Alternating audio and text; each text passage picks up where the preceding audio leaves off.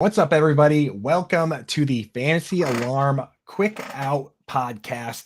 My co-host, John Impemba, Sweet Angel, he is on his honeymoon right now. So we have the great Howard Bender joining us today to fill in, talk a little AFC South.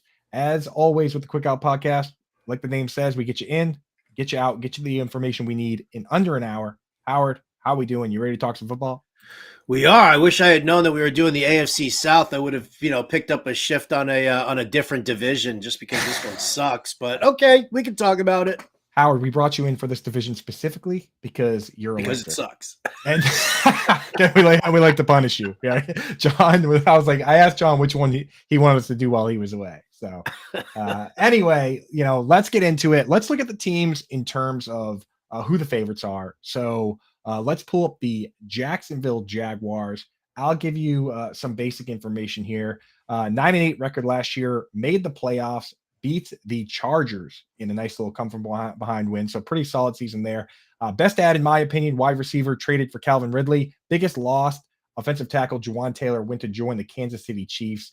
Best draft pick, Anton Harrison, hopefully filling a bit of that hole. Vegas has them 9.5 over-under win total at minus 150, minus 165, so heavy favorites to win the division, and Super Bowl odds plus 2,500.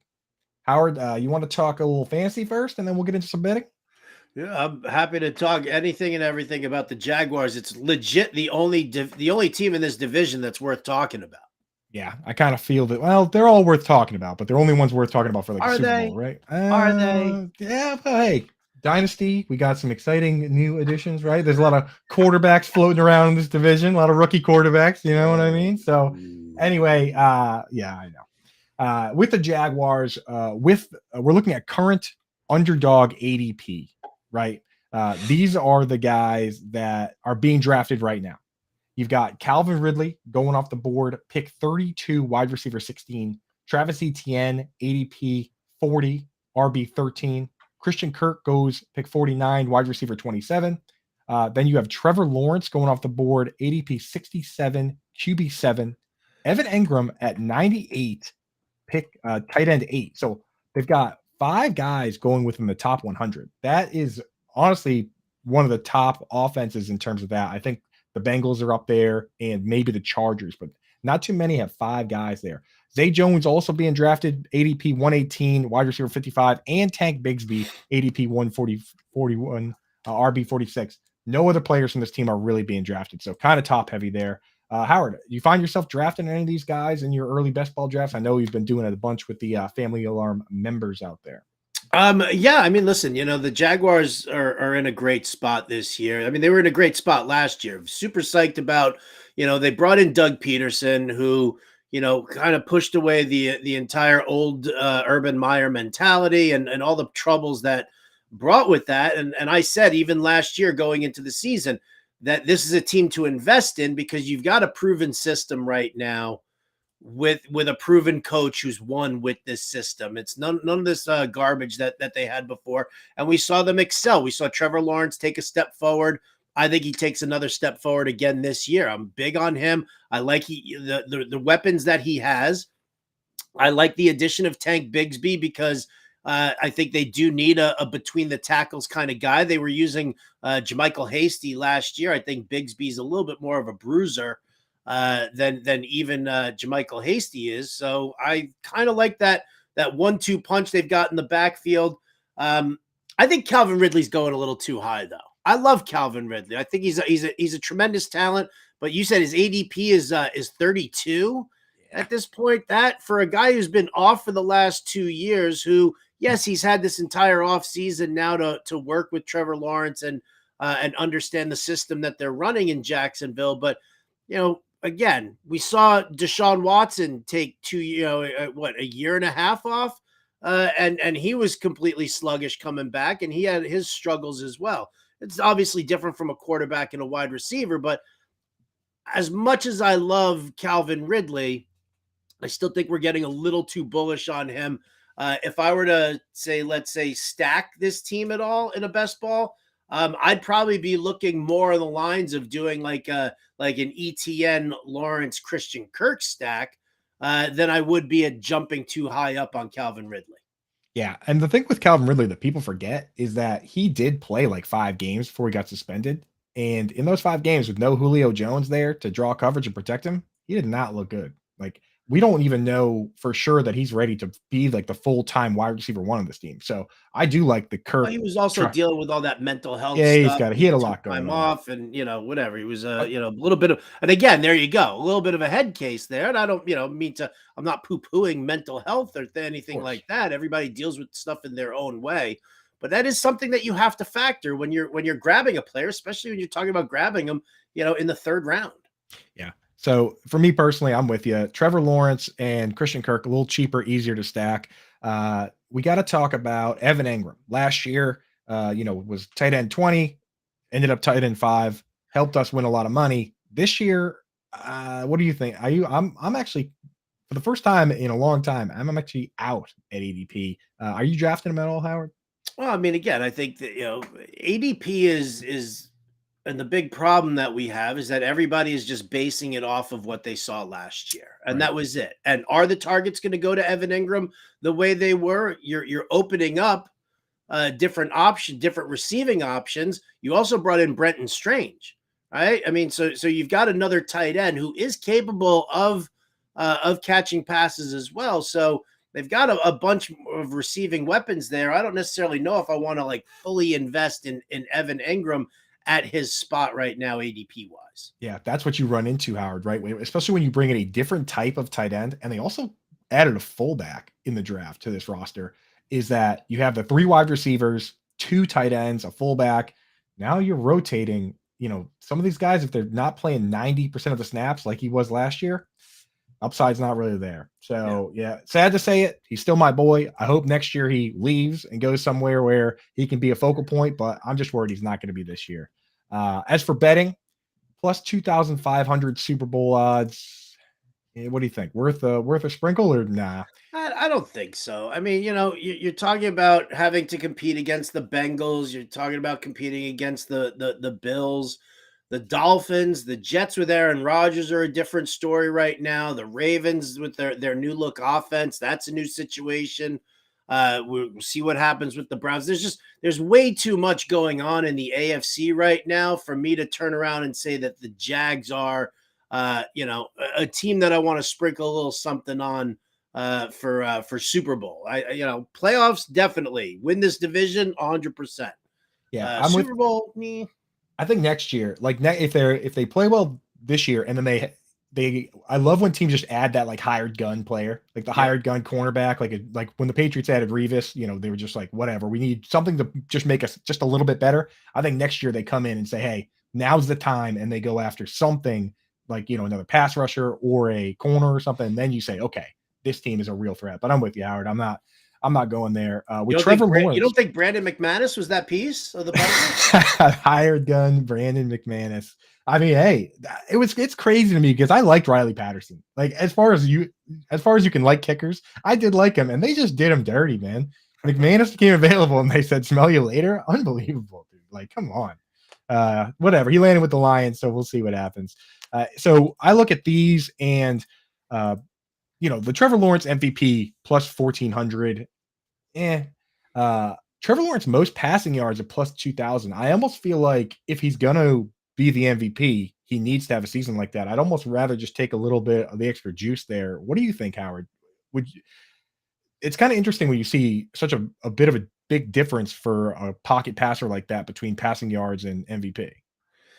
Well, I mean, again, MVP, you're talking about going up against some of the top AFC guys who have all been there before. I mean, are you talking about, him against Joe Burrow, him against, so I mean, a lot's going to depend on really what happens with the Jaguars this season. So, again, I look at this as a team that's on the rise. I love the trajectory that they're on.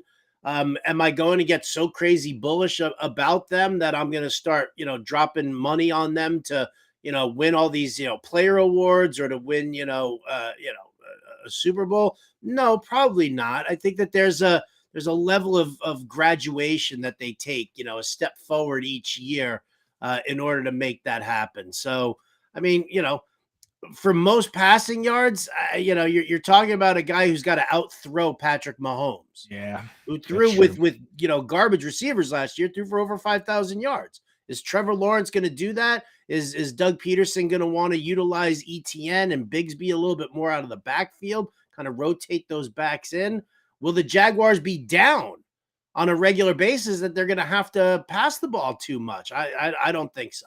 Yeah, the one I like for yards is actually, and I know we're not talking about the division here, is Justin Herbert. Just because they were third already in pass yards last year, now they add Kellen Moore, who's supposedly going to increase that average depth of target. Kind of like that one. Kind of like Herbert. But anyway, that's about it. Anything else you wanted to talk about on the Jags before we move on to the rest of the darlings in this division? I mean, I'm sure there are probably a million other things I'd rather talk about involving the Jaguars. I don't know what's their London schedule looking like, and are they taking the bye week after the London schedule? Like that's another funny thing about the Jaguars and what we're Right. dealing with here, is that the NFL has just been throwing the Jaguars out to across the pond because they're not selling out every single game at home. So they're taking these home games away from Jacksonville and they're throwing them over, into London. I don't think that's going to be the case. The more the Jaguars start to build right now, and I haven't looked at their schedule to see if they are in London this year. Oh, Howard, it is actually the most Jaguars one ever.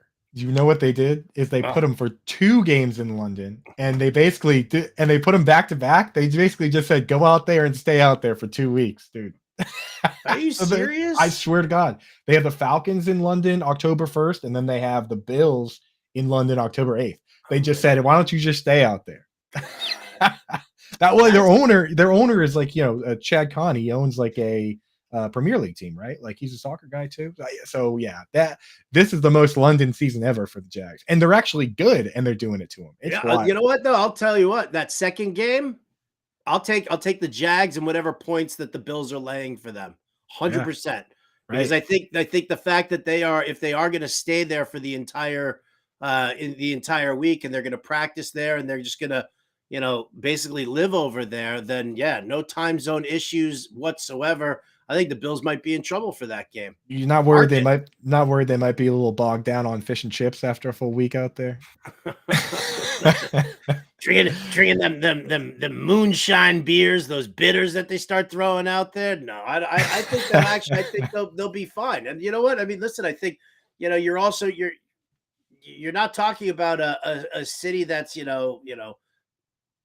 where these guys are going to be like, I want to go out and like experience all the nightlife. I mean, it's a city like any other city, but they've seen it, dude. They've seen the Big Ben clock by now. Big Ben, Parliament, Big Ben, kids, Big Ben, Parliament.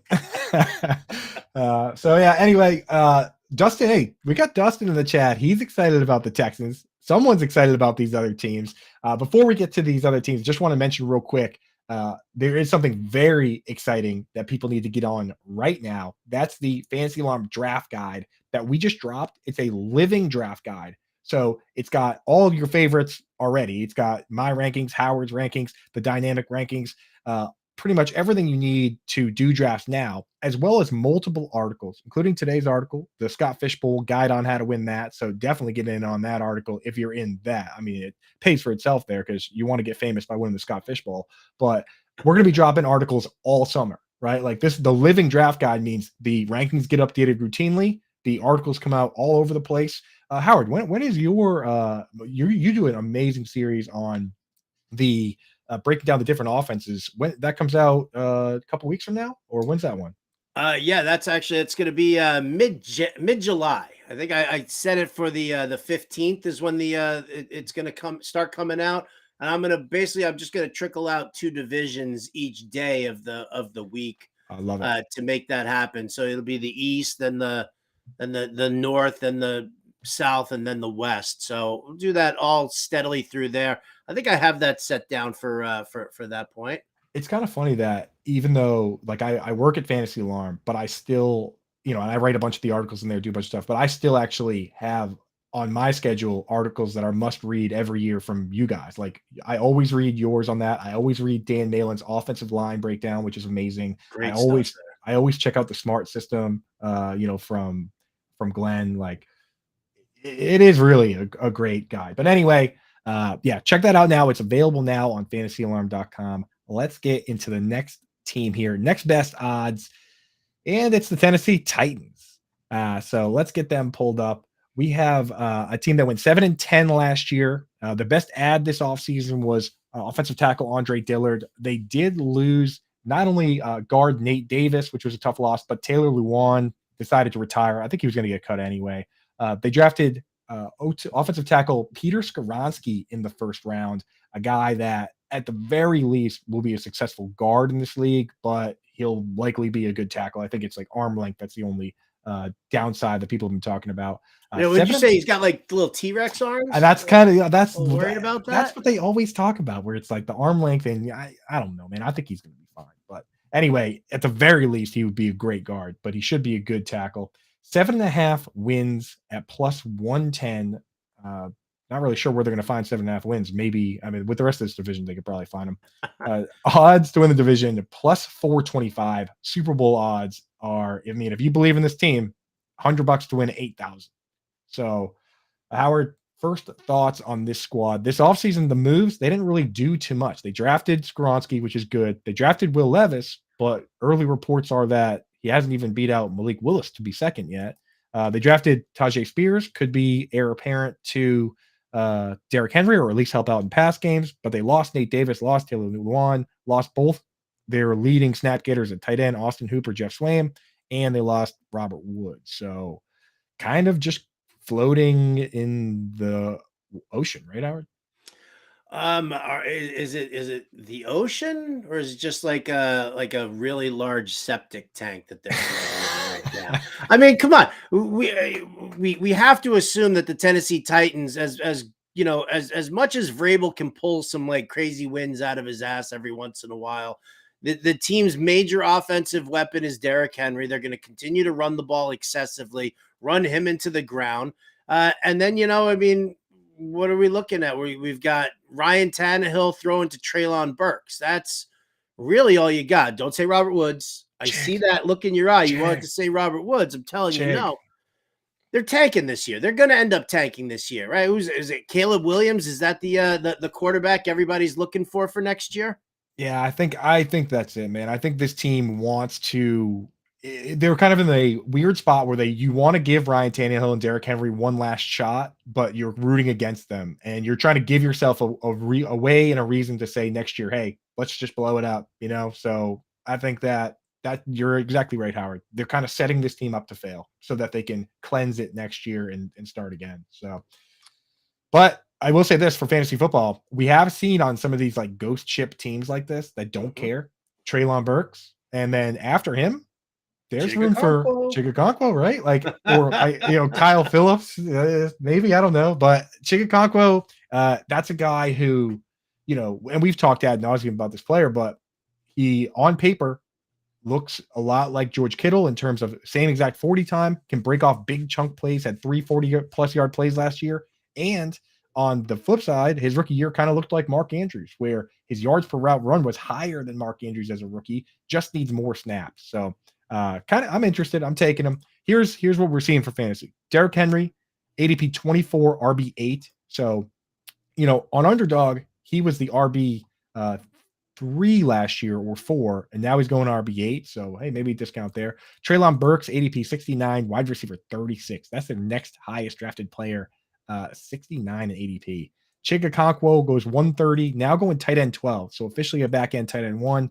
Tajay Spears, RB 53, pick 172. So nobody's drafting these Titans players. Ryan Tannehill goes on average pick 214. For those keeping track at home, there were 218 draft picks in an underdog draft. So he's essentially being drafted when people say, whatever, right? Like just getting auto drafted as a last pick. Will Levis, Kyle Phillips, not usually getting drafted. So, I mean, my goodness, dude. I mean, if you want to stack Ryan Tannehill with either of those guys, you can do it for free, right? Yeah, I mean, we're not stacking Titans. Can't. You can't do it. You can't do it. That's a waste. Listen, if I'm drafting anybody, in redraft leagues here, it's obviously it's Burks, then it's a Okonkwo, and then it's Derrick Henry. I mean, I know that we've all been kind of waiting for the other shoe to drop, and when is Derrick Henry going to finally break down? I definitely just don't want to be the guy holding the bag there at the end when Derrick Henry's doing it, especially in a season that's going to kind of be lost, for the Titans. When you're sitting there, I mean, let's face it. I mean, your defense is average at best. Are they really going to be a throw heavy team? So, I mean, I'll keep it very limited to my desires to house any of the Titans on my teams. Yeah, honestly, the more I think about it, in the modern NFL recent years, we're seeing a little bit more movement towards the trade deadline. Like in-season trades were never a thing, right, Howard? But now Right. we see Zach Ertz move. You saw Baker Mayfield move and start a game. Like it's happening a little more often than it used to. So I don't think it's crazy for this team to start the season and say, "Hey, why don't you guys see if you can get it done?" And if they end up going like 2-4, 2-5, maybe it's time to shift some of these guys, move them around. So I don't think that's crazy. I don't think that's crazy. Although Derrick Henry, if he gets traded, he would miss the 2 games against the Texans, week 15 and 17. That's where all his value comes from. Those 2 games, right? That is 100% the case.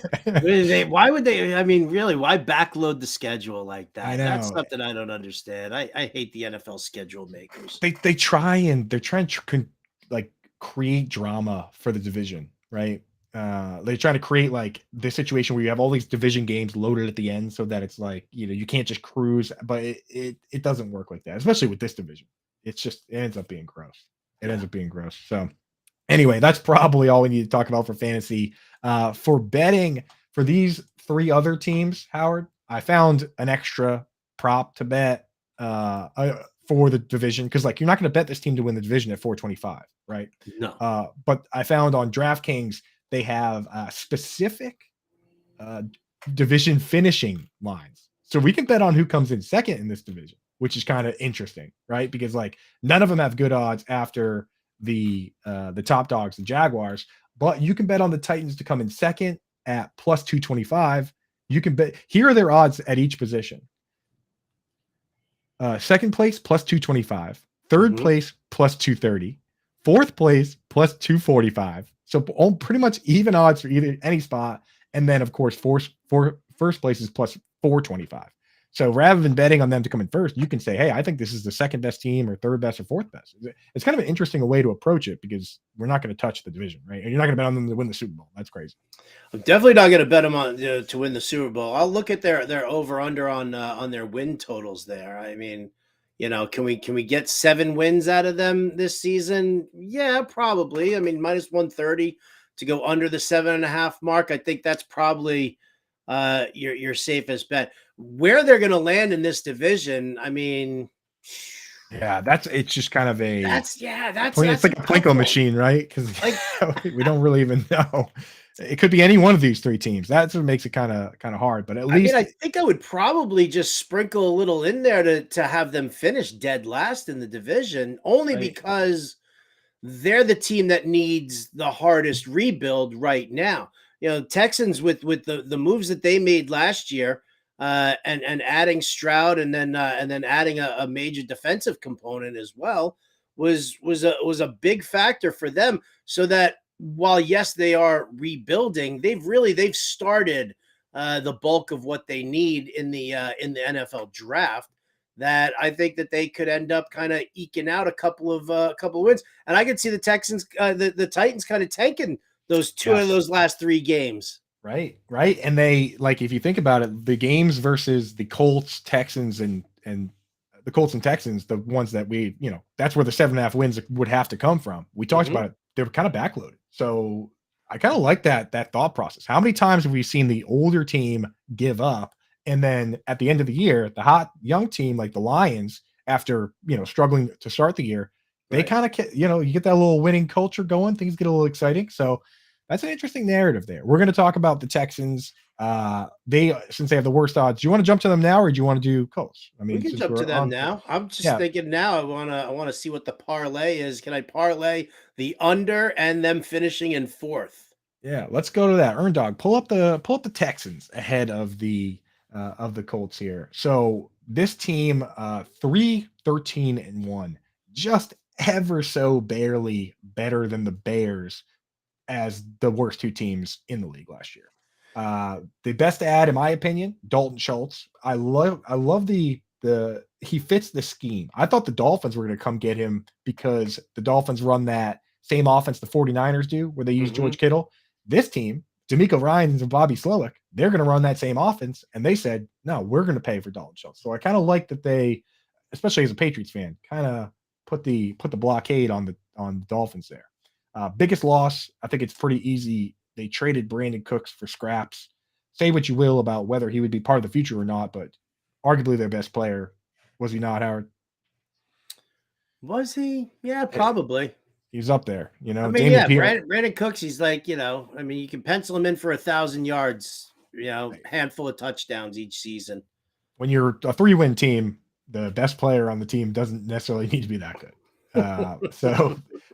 Best draft pick CJ Stroud, but they made the bold move of trading up to 3 and picked second and 3 and took Will Anderson. So we're going to talk about him as well. They are 6.5 wins plus 110. AFC South odds are plus 800, and Super Bowl odds are a crisp plus 20,000 if you want to draw if you want to make that donation of $100 to obviously not win 20,000. But I mean, those, yeah, just absolutely ridiculous odds there. So, from the start though, I mean, we'll say this.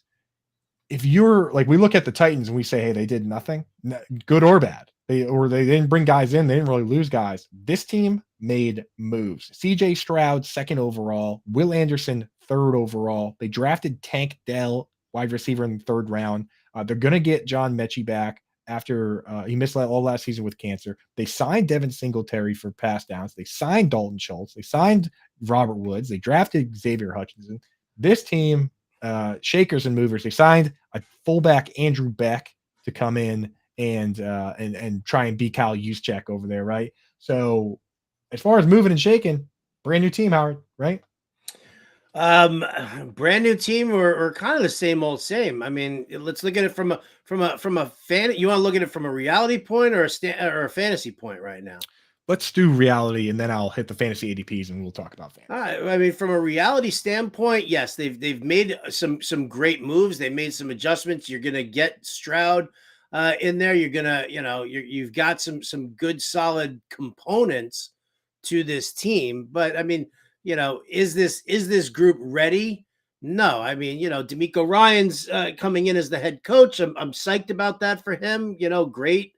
Absolutely. We've seen some nice success coming from obviously Robert Saleh from Kyle Shanahan's staff. Now it's D'Amico Ryan's. But I just don't think they've got the horses to really carry them through. Stroud's learning curve is going to be very, very interesting.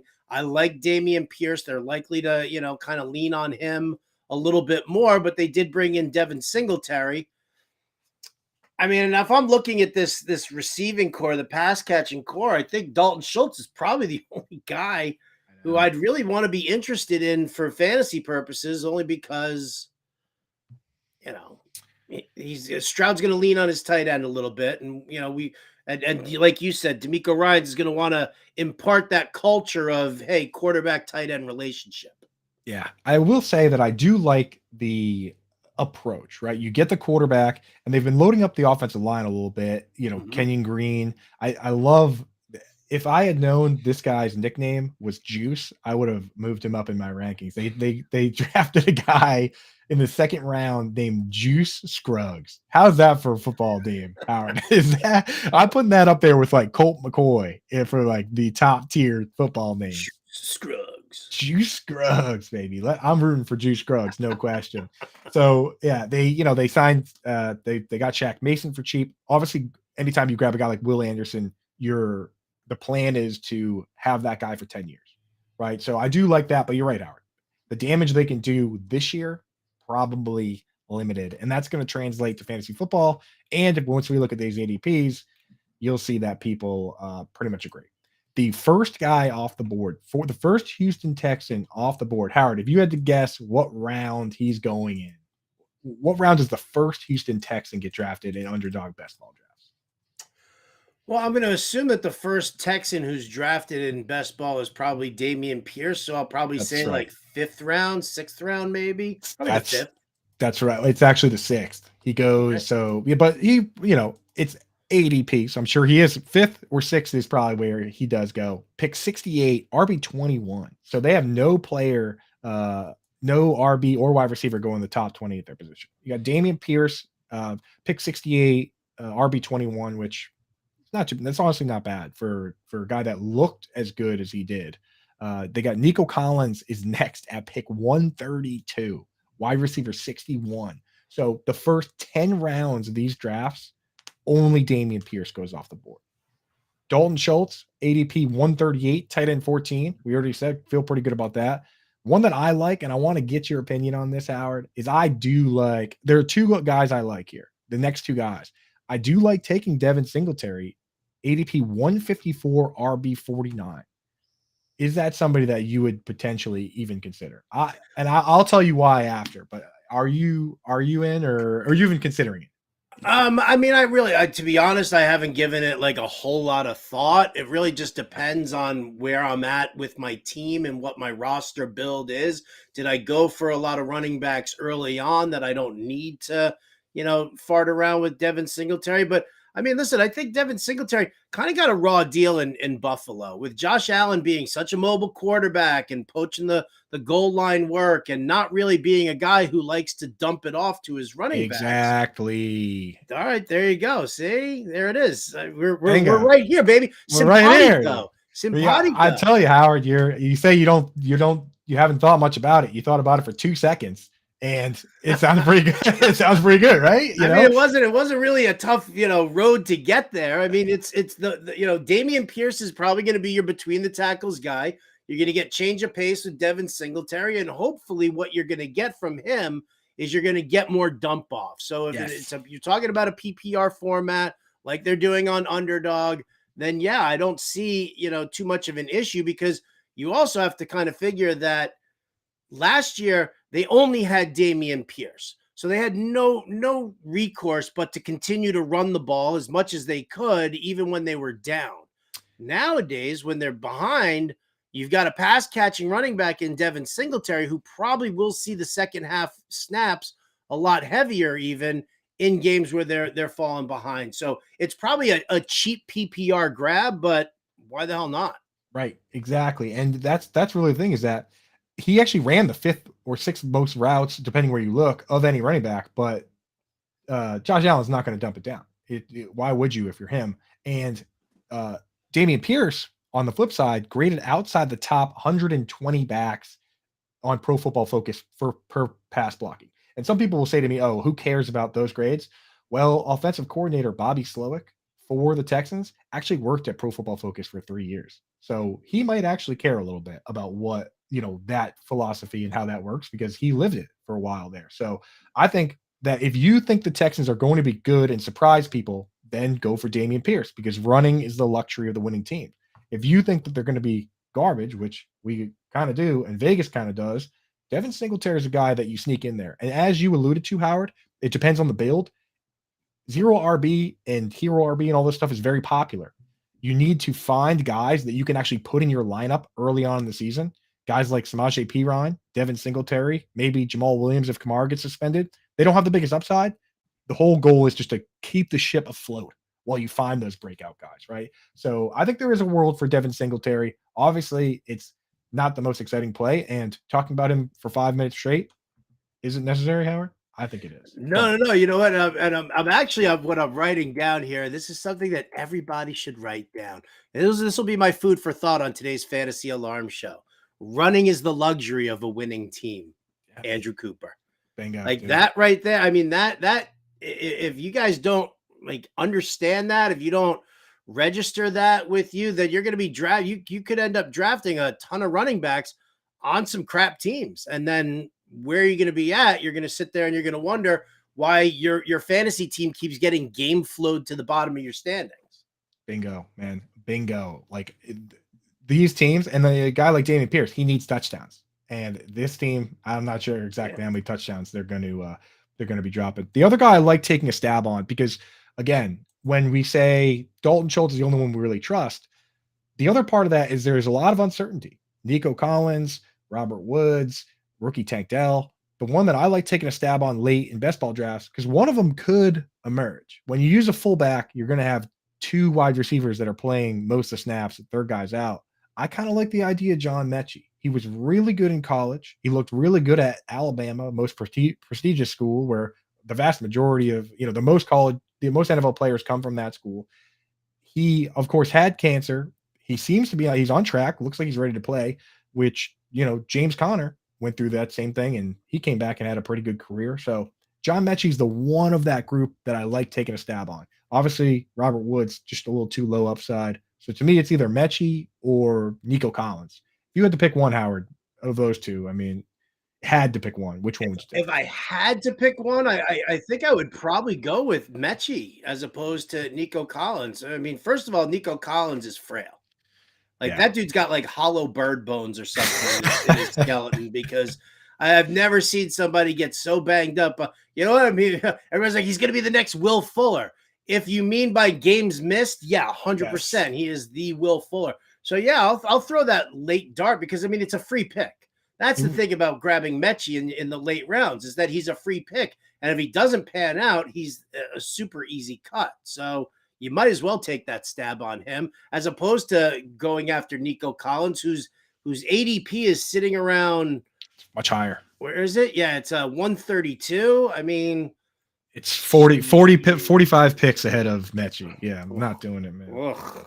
Not doing it. And the thing with Nico Collins, if you want to be even more scared with the injury stuff and all that, is that my comp for him coming out from school, same 40 times, same size, same draft capital, was Kenny Golladay. So if he's on the upside of the brief period that Kenny Golladay had with Matt Stafford is nice, but if that's the kind of player he is and the kind of way he plays, not the best for health and longevity. So, something to worry about. Let's get into some betting real quick because Super Bowl. We don't. We want to bet on the Texans. Hey, there are some bets out there. Okay, so we got to throw away the division at plus 800. We got to throw away the Super Bowl at plus 20,000. 20,000, dude. What are their odds to finish third in the division? The odds, so the division odds are to finish fourth plus 145. Okay. To finish third plus 200. I like that. To finish second plus 330. Yeah. No, I mean, for I don't want to spoil your the talk about the Colts, but I kind of see this division being like Jags, Colts, Texans, Titans. Yeah, it could easily be. So plus 200. That's not too bad. There are some things to bet on though, Howard. Some serious things to bet on. Offensive Rookie of the Year, CJ Stroud plus 750. You've got Defensive Rookie of the Year, Will Anderson, plus 350. When you pick the second and third guys off the board, you're going to be in the mix for those awards. Mm-hmm. Do you like taking either one of those guys to be? I like taking Will Anderson. I don't know if I'm going to go with Stroud as far as the offensive rookie. I think that's going to fall in line with a couple other guys who are floating around out there. Yeah. So. And we'll get to those. It's like all the rookie QBs are in this division except Bryce Young, right? So you got CJ Stroud, you've got Anthony Richardson, and of course Will Levis, who might not even play. But Will Anderson at plus 350, he actually is the favorite, and you can still get plus 350. That's a little bit of scratch for what you're putting down. So I kind of like that one. I'd throw a half unit on that. Absolutely. Yeah, sneak it in there. Let's jump into this last team here. We saved the best for last. Maybe the most interesting, I will say, for the Colts, most interesting owner in the league with Jim Irsay. Okay. Yeah.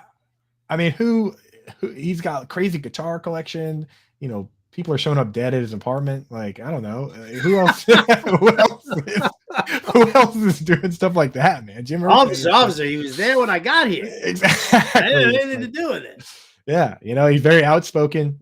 Jerry Jones also fairly outspoken, but I don't know. Jim Irsay kind of exciting. But let's pull up the graphic and give you the quick rundown on this Indianapolis Colts team. Thank you, Earn Dog. 4-12-1. So it was their tie with the Texans that cost the Texans the first overall pick, if you really think about it. Best ad, I would say, Anthony Richardson. Got to shoot for the moon. I like the draft pick there. Biggest loss, they lost Bobby Okereke. The Giants threw a bunch of money at him. He's the tackle machine, right, Howard? Like, someone else going to have to pick that up. So, Big fan. Yeah, big fan of his. So, good move by the Giants, though. Got to go for those guys when other teams are struggling with cap. Josh Downs is the best draft pick at value, in my opinion. Anthony Richardson just kind of fell in their lap. Josh Downs, I do love that pick in the third round. Great slot wide receiver out of UNC, and a personal favorite of mine for Dynasty for long term.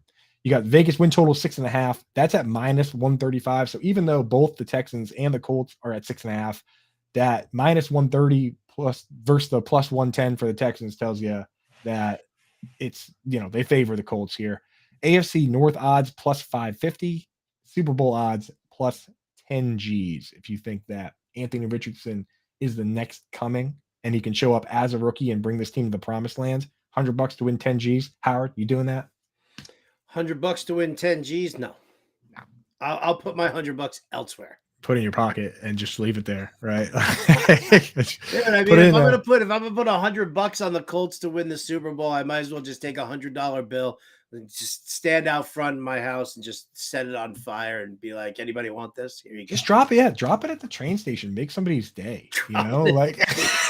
At least somebody's gonna find that and be like, we're getting just shoot like a TikTok video and be like, hi, I'm Howard Bender. I was gonna waste this $100 on betting the Colts to win the Super Bowl, but I'm gonna give that to you. And I'll just go to like each place to be like, hi, I'm Howard Bender. I was going to bet this $100 on the Houston Texans to win the Super Bowl, but then I realized how stupid that was. So I'll just give it to you. We should really just start doing a series of YouTube shorts. I'm going to do that at the Fantasy Football Expo. At the Expo. Here you go, dude. Yeah. So perfect. Yeah. Well, I'll get it. We'll get into the fantasy implications. But hey, let's real quick. We have a question in the chat. Scooby Taylor. Scooby, thanks for jumping in. He says, got a Dynasty Superflex League question. Got offered, and it's relevant to the division. Got offered Trevor Lawrence and Jackson Smith and Jigba for Bryce Young, CeeDee Lamb, and T. Higgins. So it's Superflex, which is the big rub there. But man, you're getting back some weapons, Howard. So what do you think? You're getting back some fantastic weapons, but yeah, it's Superflex, and that's the big deal there. Is Trevor Lawrence your QB1? Is he your QB2? What is your, Scooby, what's your QB room look like if you were to get rid of Trevor Lawrence? Like, what would Bryce Young? Because to me, Bryce Young is a guy you draft in Dynasty, but in a Superflex league, like, he's not somebody I want as anything but my QB3 going into the season. Like, I want two bona fide QBs in there and then maybe mix in Bryce Young. So he's got Burrow and Goff.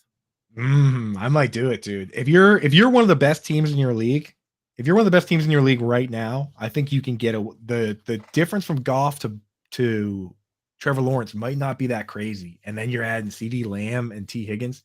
I think if you're a top 3 team, I would do it. What do you think, Howard? Yeah, I think if you're in it to win it this year, then it's a move. Obviously, Bryce Young, you can hold him for the future, but it's the important thing is getting Lamb and Higgins onto your roster, and those guys should start. Scooby, you gave us your QBs. Give me your wide receivers too. Yeah. I want to see who your wide receiver room is, because if you're overloaded on too many great wide receivers, even if you're starting 3 and you're got a flex in there also, obviously Lamb and Higgins would start, but who are you sitting there? Who are you parking on the bench? Exactly. And I will say this to everyone out there listening or watching on the show. I know Scooby, I'm pretty sure Scooby's actually already a member. If you want us to answer questions all day, every day, we do that on the Discord. Become a Fantasy Alarm member right now. If you use promo code, I believe if you use promo code Howard right now, you get 50% off. Look at you. That's my coop. because you're the guest. So use promo code Howard. They'll give you 50% off for the first 6 months, and you get 7 days free trial to look at everything. You can come in the Discord, ask some questions, poke around the draft guide. You get baseball, you get every sport. So you can check it all out for 7 days. If you don't like it, you can jump out. But that's available right now. Promo code Howard for 6 months. And if you get in the Discord, you can ask these questions whenever you want. We're in there every day. I got my own section there, Coop's Corner. You can ask questions just to me. So make sure you're getting signed up for that. It's Fantasy Alarm Man, and where we make millionaires in there in that Discord, right, Howard? Like Millionaire We Mike. do, actually. Yeah. Right. Shout out to Chauncey, right? How much Chauncey money does that crushing, dude make dude. in DFS all the time? He's posting every day in the winter circle. Every day in the is. winner's circle. Yeah. Love So it. yeah, come join us. But yeah, back to Here we go. Okay, right. I'm like sitting here. I'm like, what's Scooby doing? What's he doing? what's Scooby doing? Yeah. Ayuk, JSN, Amari Cooper, and Jerry Jeudy are the main guys. So I'm definitely making this deal then. If your team if you feel like your team is going to compete, because here you go. I mean, you've got if you're starting 3 wide receivers in a flex, you've got Cooper and Jeudy, and now you've got Lamb and Higgins. Yeah, And so you've already got Goff and Burrow as your 2 QBs right there. If you just have 2 reasonable running backs, then you just start a wide receiver in the flex with that crew, right? Like you're loaded up. So yeah. I'm in on the trade. I'm in on this trade too. I'm surprised because I normally wouldn't say that with the trajectory that Trevor Lawrence is on, and the fact that Jackson Smith and the Jigba, I don't think that Lockett is on this team beyond this season anyway. So unless the team you're trading with is crazy good too, like that guy is clearly playing for the long term. Like if he's given up CeeDee Lamb and T. Higgins, he's not a threat to beat you this year. Right. So yeah, I'm going for that. ETN and Kenneth Walker is running. Yeah, backs. You're all okay. Set. It's I'm not loving Walker, but I think ETN is perfectly fine here. You figure it out. Yeah. All right. Yeah. Back to the Colts. Let's wrap this puppy up for everybody. Like we said, quick out means under an hour. We get in, get out, get you the information. So here's what's going on with the Colts. Transactions, drafted Anthony Richardson 4th overall. Josh Downs, 3rd round. Love it. They added Will Mallory to a big group of tight ends in the 5th round. He could compete. We like Jelani Woods. Running back Evan Hull is a smaller pass catching back, basically to replace Naheem Hines, I feel. They signed Isaiah McKenzie, who's just kind of a extra guy. So besides the big move at QB, nothing too crazy.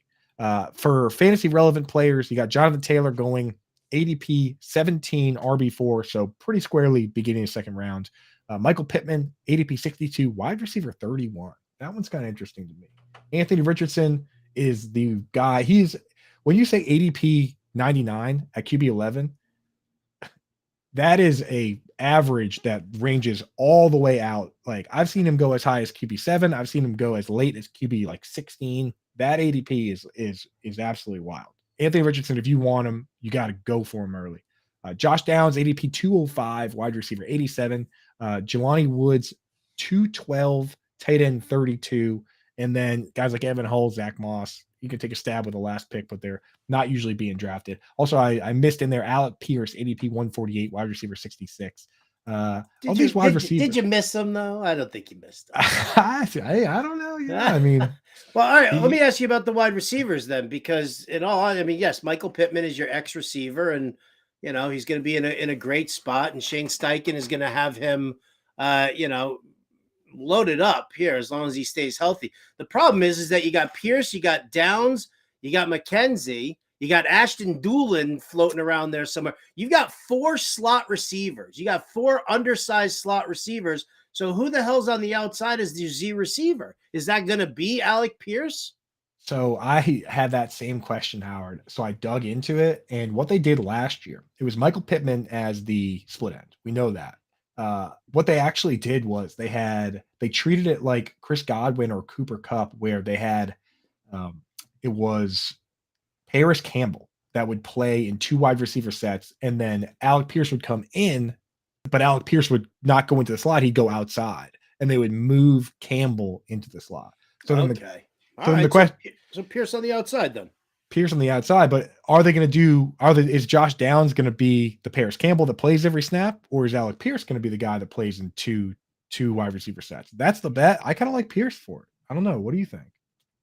kind of like Pierce for that also, especially because that's just the position that he's nice and familiar with. And Josh Downs, like you said, predominantly used out of the slot in college as well. So Now, the big question, of course, is that, last year, how many teams didn't have a single player get 100 targets? How many teams didn't have a single player be fantasy relevant? Because, there's 5 teams that have 2 wide receivers that are in the top 10 or 20, right? T. Higgins and Jamar Chase, DK Metcalf and Lockett, or Tyreek Hill and Waddle. So does this team even have one guy? That's the question we kind of need to start with. Like Michael Pittman at, what are we talking? We're talking wide receiver 31. I don't know. I kind of like it. What do you think?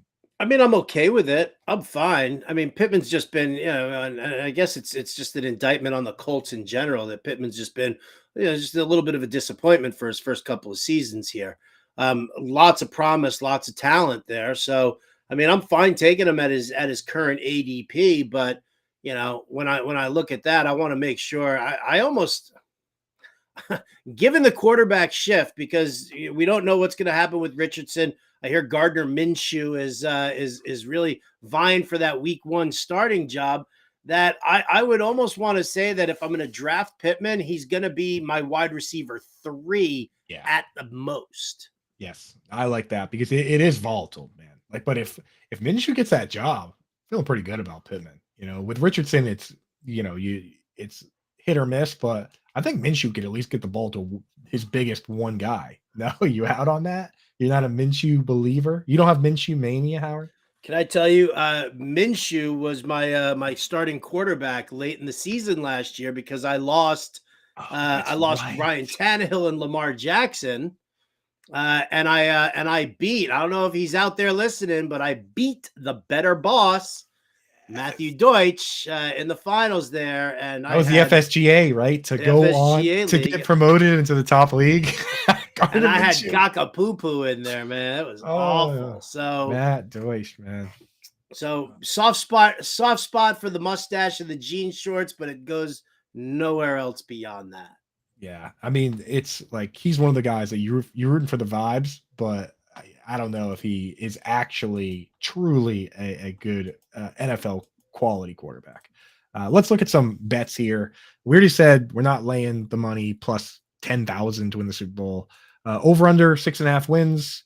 It's minus 135 if you want to bet the over. You get a little juice plus 115 if you bet the under. Howard, feeling I don't know if I don't like these over unders for this division because I mean they're just super tight. It's so hard to sort. Yeah, you don't know the way it's going to go and who's going to tank and whatever. But I mean, Colts at as a 7-win team in order to hit that. Where'd they finish last year?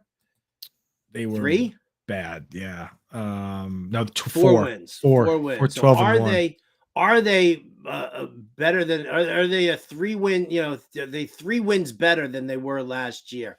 I kind of think they are.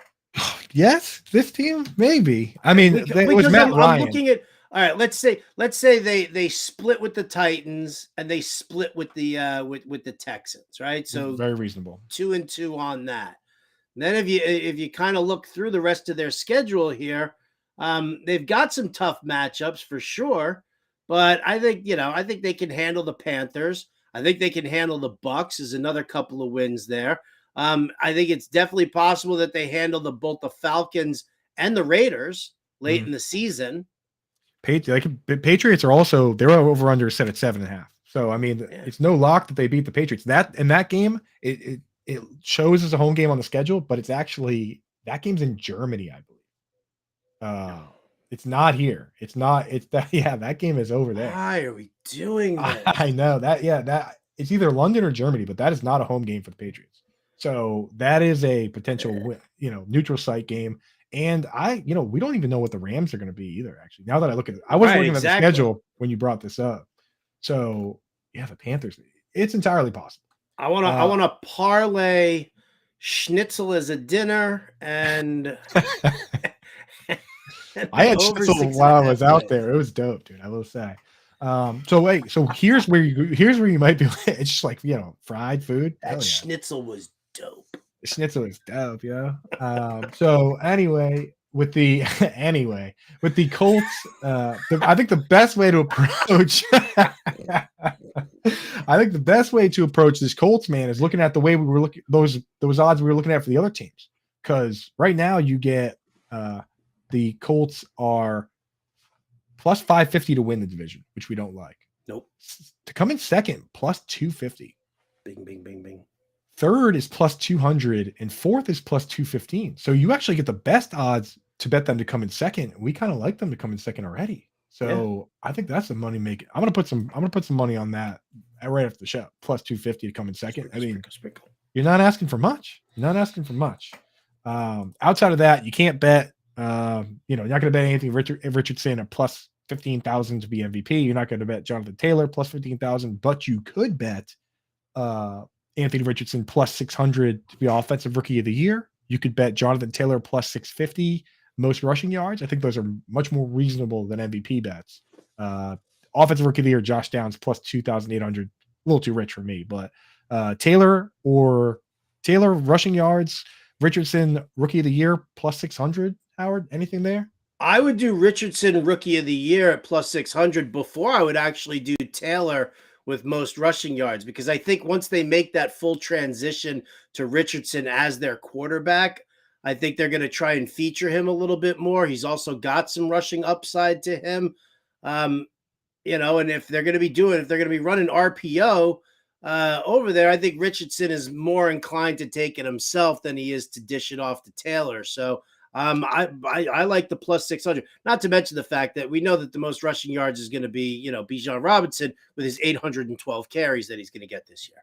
Oh my God. That Arthur Smith, man, is just a guy that gets to do exactly what he wants, right? Yeah. Fullbacks and Johnny Smith and Drake London and Kyle Pitts, just big monsters, something out of Space Jam. Like that is going to be a pretty serious rushing attack. They brought back McGreary. They brought back Lindstrom. I keep selling. I'm getting sold on Bijan, man. I'm getting excited. But anyway, everybody out there, thank you so much for joining us today. Howard, thank you for filling in on your favorite division, the AFC South. Shout out John and Pemba. Hope he and his bride, Rebecca, are having a blast out there in Italy. And everybody stay tuned after this. We've got the Tour Junkies coming on next for an hour. Then after that, 3:00, it's your favorite, the Front Yard Fantasy Game Show. So make sure you're hanging around for all that stuff on Better Sports Network. A lot of great programming. And get that Fantasy Alarm Draft Guide right now. There's no reason to wait because it's a living draft guide. It's going to be updated all the way. This isn't some gas station magazine, baby. This is articles every single day from us to you. Let's go. Thanks, everybody.